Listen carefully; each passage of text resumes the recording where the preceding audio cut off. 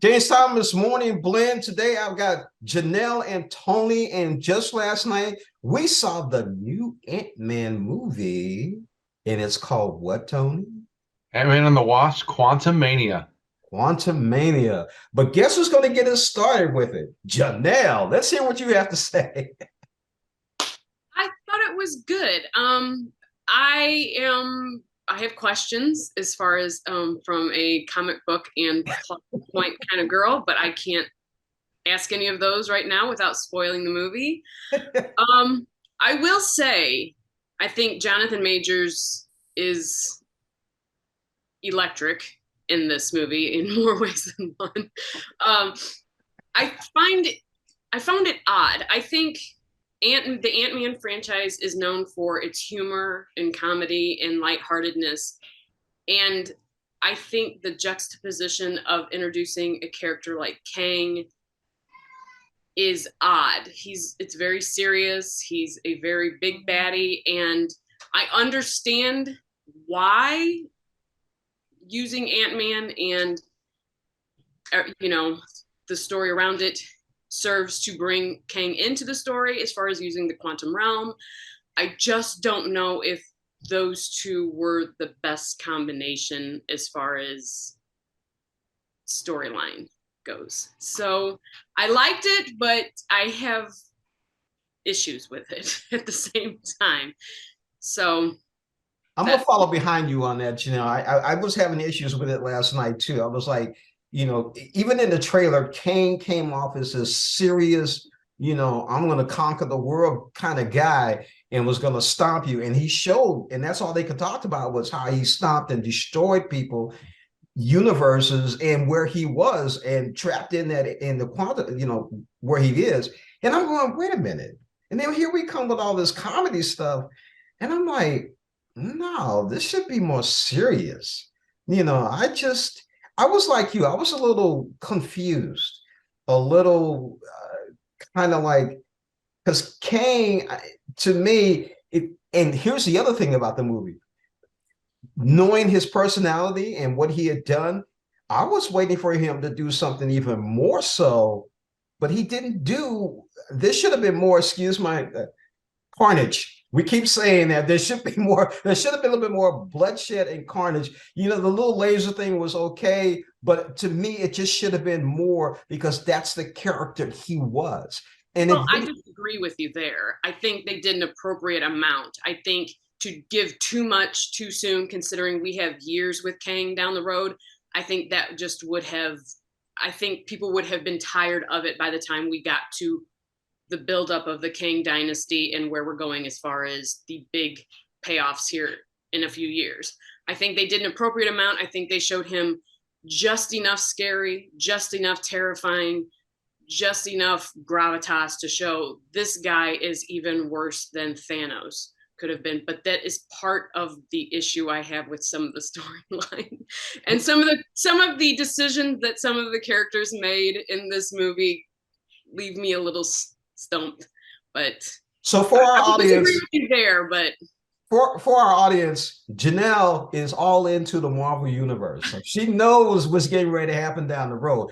I just go movie to movie to movie and from did the you watch the series. credit scene? So I'm not quite into like Janelle is. Well, I'm just talking about strictly like I'm just talking about like if you're thinking about as far as just even just strategic wise for the franchise. Well, here, Did you watch the two credit scenes? yes, I did. I did. And so now I understand that, but still, I was kind of like, I wanted to see more. That's all I got to Let's see say. what Tony says. Yeah. All right, Tony, your turn. Hey guys, I am here. No, I'm kidding. Like you said, tonally it was all over the place. It kind of reminded me of Ragnarok at some points. Kind of felt like Thor: Love and Thunder and some of its darker moments as well. It was really all over the place, and of course, it had the classic Ant-Man humor. But I'm going to kind of break it down a little bit more. It was really a visually stunning, world-spanning sci-fi adventure. It felt like a Star Wars, Star Trek film in that regard. I really did enjoy that aspect. There was a ton of different areas and creatures that they came up with here, and it really just expanded the MCU in a way that's not going to probably be touched on again, but really did feel like a sci-fi adventure for this. I mean to interrupt you real quick. The Katina scene, that bar scene was straight out of Star Wars. I'm sorry, straight out of Star Wars. Stole it right out of my mouth. Stole it Yeah. out of my mouth. That's right. That exactly. You know, had some fun surprises here and there as far as the cast. Like we said, the year of Jonathan Majors has begun, and it starts with this. That man is going to take over cinema as we know it. There's a lot of stuff coming this year and down the road from there. Michael But B. Jordan, man, they say something about that, man. that's right. Hey, we'll see him next week again. But honestly, Paul Rudd and Catherine Newton are the other two that carry most of the load. I felt Evangeline Lilly, Michael Douglas, and honestly Michelle Pfeiffer really were just kind of along for the ride. They each had a moment or two, but really it was just the other three that carried the load. But Majors, man, he is terrifying. He's menacing. He's the real deal. Kang is here. It's like you said, it's uneven. It can stand on its own, but this movie really does serve to introduce Kang and to get the ball rolling for Phase 5. But hey, as always, mid-credit scene and a post-credit scene. These are two of the more important ones in recent memory as well. So people will stick around to see it. So one last question before we get into the ratings. Ant-Man's daughter, is something going to come out of that? Yeah. I mean, yeah, she's in she's part of the Young Avengers in the comics. So they've been slowly introducing characters of that group throughout the new phase. After Endgame, they've kind of been slowly introducing characters that'll make up the Young Avengers. Now, whether or not they do anything with them, that it remains to be seen, but those characters are there. And I will say that I think not only does the movie show Jonathan Majors probably unlike we've seen him before. I mean, like he's terrifying in this movie. I think the credit scenes, and I'm not going to spoil it at all, I do think it shows great range from him too. And I'm kind of very excited about just in this series alone, the various aspects of his personality, shall we say, coming out. So yeah, it's very good. So Janelle, keep going. Go ahead, Tony. I'm sorry. I would say I don't know who suggested who casted him, who brought him up the first time, but whether it was Kevin Feige, somebody else. Sarah Holly Finn's always involved as well. But wow, did they found the perfect guy. If anyone that's questioning it after watching Loki, rest assured, this is our Kang. Wow, that last scene too. So getting past that, Janelle. I would give it between a 3.5 and a 4. I think it's right there. Like I said, there are some. I do think for Marvel enthusiasts like myself, they're going to be a little squinting at it a little bit, but not enough to not enjoy it. I don't know if that makes sense, but I mean, like, you're going to have questions. You were going to hope that maybe some of them are answered. Probably not going to be, but there's some loopholes there that, you could drive a truck through, but we'll leave that for later. So I'd say 3.75. 3.75. Tony?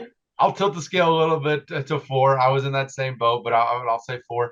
Like you said, it balances a lot of tones. I think it does a good job of that. It is a little strange to see that from an Ant-Man film to have such high stakes. But I mean, Jonathan Majors alone here is worth the price of admission. 4 out of 5 for me. Somebody's been drinking that little guy, the red guy. Somebody's been drinking that. So I'm going to give it a 4 out of that too. I really enjoyed it. Again, Janelle, I'm like you. I was kind of like, wait a minute, what? Yeah, it was kind of.